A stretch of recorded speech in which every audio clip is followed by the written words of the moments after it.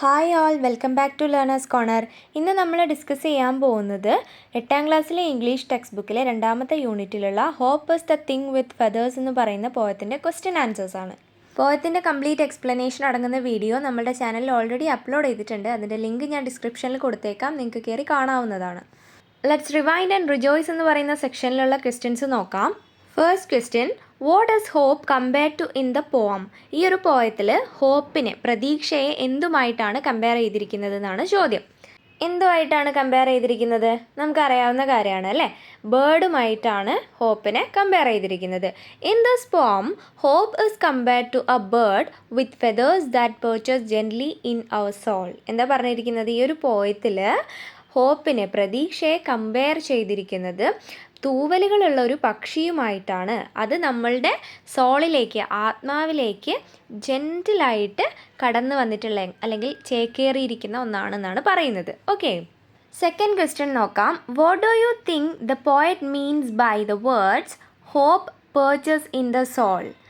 പ്രതീക്ഷ ഒരു പക്ഷിയെ പോലെ ആത്മാവിലേക്ക് ചേക്കേറി എന്നുള്ള വേർഡ്സ് കൊണ്ട് പോയിട്ട് ഇവിടെ ഉദ്ദേശിച്ചിരിക്കുന്നത് എന്താണ്? അതിനെക്കുറിച്ച് നിങ്ങൾ എന്താണ് ചിന്തിക്കുന്നത് എന്നാണ് ചോദിക്കുന്നത് കേട്ടോ. Hope quietly rest deep within a person's soul or heart.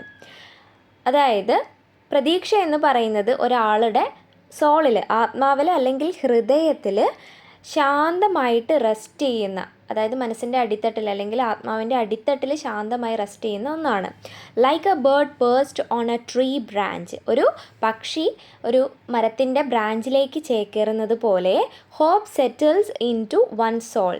Hope ഒരാളുടെ സോളിൽ, അതായത് ആത്മാവിൽ അധിവസിക്കുന്നു. It is the soul phase that allows humans to move forward no matter what hardships they face. അതായത് പ്രതീക്ഷ അല്ലെങ്കിൽ ഹോപ്പ് എന്ന് പറയുന്ന ഒരേ ഒരു ശക്തിയാണ് മനുഷ്യൻ്റെ ഏതൊരു ഹാർഡ്ഷിപ്സിലും അല്ലെങ്കിൽ ജീവിതത്തിൽ സംഭവിക്കുന്ന ഏതൊരു വിഷമഘട്ടങ്ങളിലും പ്രശ്നങ്ങളിലുമൊക്കെ മുന്നോട്ട് മൂവ് ചെയ്യാൻ സഹായിക്കുന്നത്. എന്താണ്? പ്രതീക്ഷയാണ്. പ്രതീക്ഷ എന്ന് പറയുന്ന ഒരേ ഒരു ഫോഴ്സാണ്, ശക്തിയാണ് എന്നാണ് പറയുന്നത്. തേർഡ് ക്വസ്റ്റ്യൻ നോക്കാം. What is special about the song that the bird sings? ആ ഒരു പക്ഷി പാടുന്ന പാട്ടിൻ്റെ പ്രത്യേകത എന്താണെന്നാണ് ചോദ്യം. The bird song, a central element, symbolizes hope's constant comforting presence, especially during difficult times. അപ്പോൾ ഈ ഒരു ബേർഡിൻ്റെ സോങ് എന്ന് പറയുന്നത് പോയത്തിലെ പ്രധാനപ്പെട്ട ഒരു എലമെൻറ്റ് തന്നെയാണ്. ഇത് സിംബലൈസ് ചെയ്യുന്നത് അല്ലെങ്കിൽ എന്തിൻ്റെയൊക്കെ പ്രതീകമാണ്?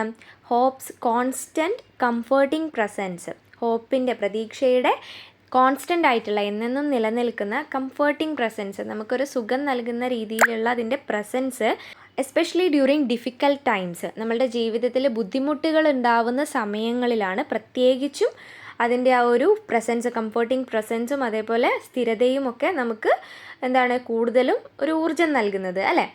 The bird sings A sweet comforting song without using any words. അതാണ് ഇതിൻ്റെ പ്രത്യേകത എന്ന് പറയുന്നത് അല്ലേ. ഈ ഒരു ബേർഡ് സ്വീറ്റായിട്ടുള്ള, കംഫർട്ടായിട്ടുള്ള സോങ്ങാണ് പാടുന്നത് വിതൗട്ട് യൂസിങ് എനി വേർഡ്സ്. ഒരു വാക്കുകളും യൂസ് ചെയ്യാതെ തന്നെയാണ് ഈ ഒരു പാട്ട് നമുക്ക് കേൾക്കാൻ പറ്റുന്നത്, അല്ലെങ്കിൽ ആ ഒരു ബേർഡ് പാടുന്നത് അല്ലേ. അത് നമുക്ക് കേൾക്കാനും കഴിയുന്നുണ്ട്. സോ അതാണ് മെയിൻ ഹൈലൈറ്റ് എന്ന് പറയുന്നത്. വേർഡ്സ് ഇല്ലാത്ത സോങ് ആണ്, പക്ഷേ അതെന്താണ്? ബ്യൂട്ടിഫുൾ ആണ്, സ്വീറ്റ് ആണ് അല്ലേ, നമുക്കൊരു കംഫർട്ട് തരുന്ന രീതിയിലുമാണ്. ഓക്കെ, നാലാമത്തെ ചോദ്യം. How is the bird song heard in the gale? Gale എന്ന് പറഞ്ഞിട്ടുണ്ടെങ്കിൽ എന്താണ്? നമുക്കറിയാം, സ്റ്റോം ആണ് അല്ലേ, കൊടുങ്കാറ്റാണ്. How is the bird song heard in the gale? അപ്പം കൊടുങ്കാറ്റിൻ്റെ സമയത്ത് പോലും ആ ഒരു ബേർഡിൻ്റെ സോങ് എങ്ങനെയാണ് കേൾക്കുന്നത് എന്നാണ് ചോദ്യം. എന്താണ് ആൻസർ വരുന്നത്? The bird song heard most clearly during the storm. ഈ ഒരു പക്ഷിയുടെ പാട്ട് കൂടുതൽ വ്യക്തമായിട്ട് കേൾക്കുന്നത് കൊടുങ്കാറ്റിൻ്റെ സമയത്താണ്. Signifies that hope is felt strongest during tough times. അത് ഉദ്ദേശിക്കുന്നത് എന്താണ്? നമ്മളുടെ ജീവിതത്തിലെ ഏറ്റവും ടഫായിട്ടുള്ള സമയങ്ങളിൽ, നമ്മൾക്ക് ദുരിതവും സങ്കടങ്ങളും അതേപോലെ പെയിനും ഒക്കെ ഏറ്റവും എക്സ്ട്രീമായിട്ട് നിൽക്കുന്ന സമയത്താണ് ഹോപ്പ് എന്ന് പറയുന്ന കാര്യം നമുക്ക് ഏറ്റവും സ്ട്രോങ് ആയിട്ട് ഫീൽ ചെയ്യാൻ കഴിയുക. ആ ഒരു ഹോപ്പിൻ്റെ പ്രസൻസ് അത് നമ്മളെ അത്രയും, നമ്മൾ ദുരിതത്തിൽ ആഴ്ന്ന് നിൽക്കുന്ന സമയത്ത് പോലും നമ്മളെ മുന്നോട്ട് മൂവ് ചെയ്യാൻ ഹെൽപ്പ് ചെയ്യുന്നത് ആരാണ്? ഹോപ്പാണ് അല്ലേ. അപ്പോൾ നമ്മളുടെ ജീവിതത്തിലെ ഏറ്റവും വേഴ്സ്റ്റ് ആയിട്ടുള്ള കണ്ടീഷനിലാണ് നമ്മൾക്ക് ഹോപ്പിനെ ഏറ്റവും സ്ട്രോങ് ആയിട്ട് ഫീൽ ചെയ്യാൻ പറ്റുക എന്നാണ് പറയുന്നത്. അഞ്ചാമത്തെ ക്വസ്റ്റ്യൻ നോക്കാം. Where has the poet heard the bird song? എവിടെ നിന്നൊക്കെയാണ് പോയറ്റ് ഈ ഒരു ബേർഡിൻ്റെ പാട്ട് കേട്ടിട്ടുള്ളത് എന്നാണ് ചോദിക്കുന്നത്. അപ്പോൾ എന്താണ്? The poet heard the bird song in the chillest land and strangest seas. ഇത് നമ്മൾ പോയത്തിൽ കണ്ടിട്ടുള്ളതാണ്. എന്താണ്? പോയറ്റ് ബേർഡിൻ്റെ സോങ് എവിടെ നിന്നൊക്കെയാണ് കേട്ടിട്ടുള്ളത്? The poet heard the bird song in the chillest land and strangest seas. എവിടെ നിന്നൊക്കെയാണ് പോയറ്റ് ബേർഡിൻ്റെ സോങ് കേട്ടിട്ടുള്ളത്? ചില്ലസ്റ്റ് ലാൻഡിലും സ്ട്രേഞ്ചസ്റ്റ് സീയിലുമാണ്. ഈ രണ്ട് വേർഡ്സ് കൊണ്ട് ഉദ്ദേശിക്കുന്നത് ലൈഫിലെ ഹാർഡ്ഷിപ്സ് ആണ് കേട്ടോ. The chillest land and strangest seas symbolize difficult and unfamiliar situations. അപ്പോൾ ഈ ചില്ലസ്റ്റ് ലാൻഡ് അതേപോലെ സ്ട്രേഞ്ചസ്റ്റ് സീ എന്നൊക്കെ പറയുന്നത് എന്തിൻ്റെ പ്രതീകമാണ്? ലൈഫിലെ ഡിഫിക്കൽട്ട് ആയിട്ടുള്ള സിറ്റുവേഷൻസ് അല്ലെങ്കിൽ നമ്മളുടെ ബുദ്ധിമുട്ടുകളും പെയിനും ഒക്കെയാണ് ഉദ്ദേശിക്കുന്നത്. അതേപോലെ അൺഫെമിലിയർ സിറ്റുവേഷൻ, നമുക്ക് പരിചിതമല്ലാത്ത പല സിറ്റുവേഷൻസും നമുക്ക് ലൈഫിൽ ഫേസ് ചെയ്യേണ്ടതായിട്ട് വരും അല്ലെ, പല ബുദ്ധിമുട്ടുകളും. അപ്പോൾ അതൊക്കെയാണ് ചില്ലസ്റ്റ് ലാൻഡും സ്ട്രേഞ്ചസ്റ്റ് സീയും കൊണ്ട് ഉദ്ദേശിക്കുന്നത്. Okay, emphasizing that hope is present even in the most challenging environments. അപ്പോൾ ഇതിലൂടെയൊക്കെ ഊന്നി പറയുന്നത് എന്താണ്? എംഫസൈസ് ചെയ്യുക എന്ന് പറഞ്ഞാൽ ഊന്നി പറയുന്നത് എന്താണ്? Hope is present even in the most challenging environment. ജീവിതത്തിലെ പല ചാലഞ്ചിങ് ആയിട്ടുള്ള എൻവയോൺമെൻറ്റിലും എന്താണ്? ഹോപ്പിൻ്റെ പ്രസൻസ് നമുക്ക് കാണാനായിട്ട് കഴിയും എന്നുള്ളതാണ്. ഓക്കെ, ചാലഞ്ചിങ് എൻവയോൺമെൻറ്റ് എന്ന് പറഞ്ഞിട്ടുണ്ടെങ്കിൽ എന്താണ്? പല വെല്ലുവിളികളാണ് നമ്മളുടെ ലൈഫിൽ നമുക്ക് നേരിടേണ്ടി വരുന്ന പല മോശമായിട്ടുള്ള വെല്ലുവിളികളുടെ സിറ്റുവേഷൻസ്. ഓക്കെ, ഈ സെക്ഷനിലെ ലാസ്റ്റ് ക്വസ്റ്റ്യൻ നോക്കാം. What do chillest land and strangest sea represent? അതായത് ചില്ലസ്റ്റ് ലാൻഡും സ്ട്രേഞ്ചസ്റ്റ് സീയും റെപ്രസെൻ്റ് ചെയ്യുന്നത് എന്താണ് എന്നാണ് ചോദിക്കുന്നത് കേട്ടോ. The chillest land and strangest sea represents difficult and unfamiliar situations, emphasizing that hope is present even in the most challenging environments. അപ്പം ചില്ലസ്റ്റ് ലാൻഡും strangest സീയും എന്താണ് represent ചെയ്യുന്നത്? നമ്മളുടെ ജീവിതത്തിൽ ഡിഫിക്കൽട്ടായിട്ടുള്ള സിറ്റുവേഷൻസിനെയും അതേപോലെ അൺഫെമിലിയർ ആയിട്ടുള്ള നമുക്ക് പരിചിതമല്ലാത്ത പല ദുസ്സഹമായ സാഹചര്യങ്ങളെയുമാണ്. Emphasizing that hope is present even in the most challenging environment. നമ്മളുടെ ജീവിതത്തിലെ പല വെല്ലുവിളികളുടെ സമയത്ത് പോലും ഹോപ്പിൻ്റെ പ്രസൻസ് നമുക്ക് കാണാനായിട്ട് കഴിയുമെന്നുള്ള കാര്യമാണ് ഇവിടെ ഊന്നി പറയുന്നത് കേട്ടോ. ഈ ഒരു സെക്ഷനിലെ ക്വസ്റ്റ്യൻസ് കഴിഞ്ഞിട്ടുണ്ട്. ലെറ്റ്സ് അപ്രീസിയേറ്റ് എന്നുള്ള സെക്ഷനിലെ ക്വസ്റ്റ്യൻസ് നോക്കാം. ഇനി what does the Storm indicate in the poem? ഈ ഒരു പോയത്തിൽ സ്റ്റോം അതായത് കൊടുങ്കാറ്റ് എന്താണ് ഇൻഡിക്കേറ്റ് ചെയ്യുന്നത്, സൂചിപ്പിക്കുന്നത് അല്ലെങ്കിൽ ചൂണ്ടിക്കാട്ടുന്നത് എന്നാണ് ചോദിക്കുന്നത്. ത്രൂ ദിസ് പോം the Storm represents hardship, challenges, dark times or struggles in life. അപ്പോൾ ഈ ഒരു പോയത്തിലൂടെ സ്റ്റോം റെപ്രസെൻറ്റ് ചെയ്യുന്നത് എന്തൊക്കെയാണ്? ഹാർഡ്ഷിപ്പ്, കഷ്ടപ്പാട്, പിന്നെ എന്താണ്? ചാലഞ്ചസ്, വെല്ലുവിളികൾ അല്ലേ, ഡാർക്ക് ടൈംസ്, മോശമായിട്ടുള്ള സമയം, ഓർ സ്ട്രഗിൾസ് ഇൻ ലൈഫ്, ജീവിതത്തിലെ പല കഷ്ടപ്പാടുകളും പ്രശ്നങ്ങളും പ്രയാസങ്ങളും ഒക്കെ. ഓക്കെ, സെക്കൻഡ് ക്വസ്റ്റ്യൻ നോക്കാം. What does the poet mean by the lines never in extremity it asked a crumb of me? ഈ ലൈന് കൊണ്ട് പോയറ്റ് എന്താണ് ഉദ്ദേശിക്കുന്നത് എന്നാണ് ചോദ്യം. എന്താണ്? In these lines the poet describes the comforting and selfless nature of hope. Comforting എന്ന് പറഞ്ഞിട്ടുണ്ടെങ്കിൽ ആശ്വസിപ്പിക്കുന്ന രീതിയിലുള്ള, സെൽഫ്ലെസ് എന്ന് പറഞ്ഞിട്ടുണ്ടെങ്കിൽ നിസ്വാർത്ഥമായിട്ടുള്ള.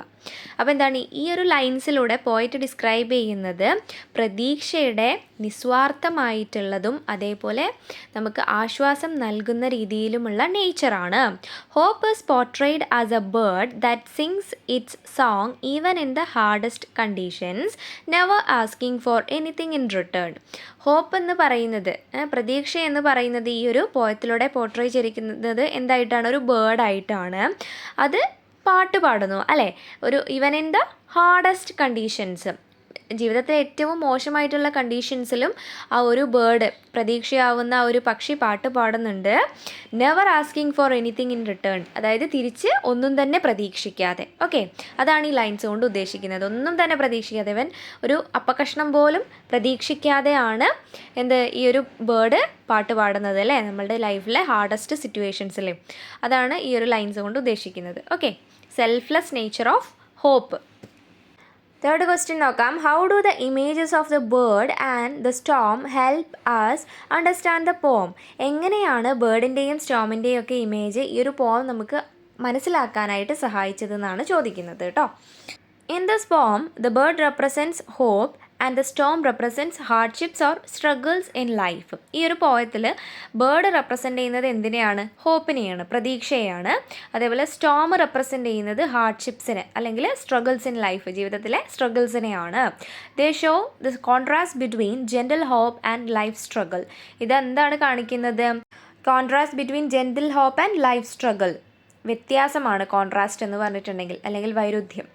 അപ്പം വ്യത്യാസമാണ് എന്തിൻ്റെയൊക്കെയാണ്? ഹോപ്പിൻ്റെയും അതേപോലെ ജീവിതത്തിലെ സ്ട്രഗിൾസിൻ്റെയും. ഇത് helping us see how hope supports us even in the midst of hardships. അതായത് ജീവിതത്തിലെ ദുരിതങ്ങൾക്കിടയിലും എങ്ങനെയാണ് പ്രതീക്ഷ നമ്മളെ സപ്പോർട്ട് ചെയ്യുന്നത് എന്ന് നമുക്ക് മനസ്സിലാക്കാനായിട്ട് കഴിഞ്ഞു ഈ രണ്ട് ഇമേജസിലൂടെ. ഏതൊക്കെയാണ്? ബേർഡിൻ്റെയും അതേപോലെ സ്റ്റോമിൻ്റെയും. ബേർഡ് എന്ന് പറയുന്നത് ഹോപ്പാണ്, സ്റ്റോം എന്ന് പറയുന്നത് ജീവിതത്തിലെ സ്ട്രഗിൾസ് ആണ്. രണ്ടും രണ്ട് ധ്രുവങ്ങളിൽ നിൽക്കുന്നതാണ് അല്ലേ. പ്രതീക്ഷ എന്ന് പറയുന്നത് നമുക്ക് എന്താണ്? മുന്നോട്ട് ജീവിക്കാനുള്ള ഒരു പ്രചോദനം നൽകുന്ന ഒന്നാണ്. പക്ഷേ സ്ട്രഗിൾസ് എന്ന് പറയുന്നത് നമ്മളുടെ ജീവിതത്തിൽ മുന്നോട്ട് പോകാനുള്ളതിൻ്റെ ഒരു തടസ്സങ്ങളാണ് അല്ലേ. അപ്പോൾ അത് രണ്ടും വ്യത്യസ്തമാണ്, വ്യത്യസ്ത ധ്രുവങ്ങളിലുള്ള രണ്ട് കാര്യങ്ങളാണ് അല്ലേ. അപ്പോൾ ഈ രണ്ട് ഇമേജസിലൂടെ നമുക്ക് ക്ലിയർ ആയിട്ട് ഈ ഒരു പോം മനസ്സിലായില്ലേ? മനസ്സിലായി. ഓക്കെ, അപ്പോൾ ഇത്രയാണ് നമ്മളുടെ ക്വസ്റ്റ്യൻസ് വരുന്നത്. ഇനി ആക്ടിവിറ്റീസ് ആണ്, അത് നമ്മൾ നെക്സ്റ്റ് വീഡിയോയിൽ ഡിസ്കസ് ചെയ്യുന്നതായിരിക്കും. അപ്പം ഈ ഒരു ക്ലാസ് നിങ്ങൾക്ക് യൂസ്ഫുൾ ആയിട്ടുണ്ടെങ്കിൽ വീഡിയോ ഒന്ന് ലൈക്ക് ചെയ്യാനും നിങ്ങളുടെ കൂട്ടുകാരിലേക്ക് ഷെയർ ചെയ്യാനും അതേപോലെ എൻ്റെ ചാനൽ ഒന്ന് സബ്സ്ക്രൈബ് ചെയ്യാനും മറക്കല്ലേ. See you with another video. Thanks for watching.